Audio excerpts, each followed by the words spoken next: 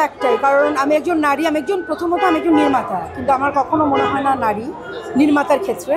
কিন্তু আজকে আমি অবশ্যই কিনা নারী হয়ে দাঁড়িয়েছি। আমি একজন মা, একজন স্ত্রী, এবং আমার দেশের আমি একজন সদস্য, একজন জনগণের একজন।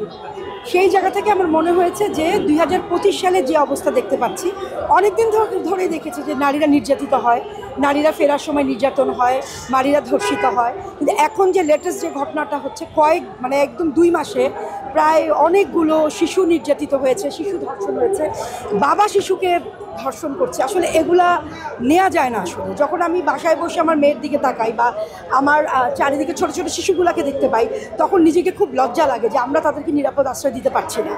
তো আমার কাজের জায়গায় কিন্তু আমার পুরুষরা আমাকে অনেক সাপোর্ট দেয়, তাদের অনেক সহযোগিতা পাই।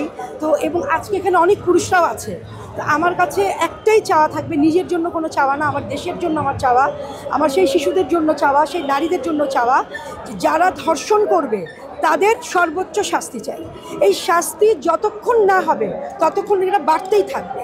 আমার উপদেষ্টা মণ্ডলে যারা আছেন মাননীয়, তাদের কাছে একটাই চাওয়া, আপনারা আপনাদের বুদ্ধি দিয়ে, আপনাদের আইন দিয়ে এটা এখনই স্টপ করেন। এখনই এটা স্টপ করার সময়, এবং সেটার জন্য অবশ্যই সর্বোচ্চ শাস্তি। এখন আসলে খুবই টেনশন লাগে, সন্ধ্যা হলেই রাস্তাঘাট খালি হয়ে যায়, এবং কখন তারা ফিরবে বা তখন তারা ফিরছে কিনা, বা আমিও যখন কাজে যাই আমার বাসায় কখনো আমাকে ওরকম করে ফোন দেয় না, বাট এখন ফোন দেয় যে বেশি রাত করো না, তাড়াতাড়ি চলে আসো। এই নিরাপত্তাটা কেন, এই অনিরাপদ কেন আমাদের রাস্তাঘাট? এই নিরাপদ যুক্ত একটা বাংলাদেশ চাই, যেখানে নাকি সমস্ত মেয়েরা, মারা, সমস্ত স্ত্রী, সমস্ত শিশু, সবাই, সব মেয়ে জাতিরা এবং সমস্ত পুরুষ জাতিরাও সমানে, সগৌরবে রাস্তায় দিয়ে শান্তিতে চলাফেরা করবে। দেশ জুড়ে তোলপা ওয়ালটন ফ্রিজ কিনে হতে পারেন মিলেনিয়ার। এছাড়াও রয়েছে লক্ষ লক্ষ টাকার ক্যাশ ভাউচার সহ কোটি টাকার নিশ্চিত উপহার।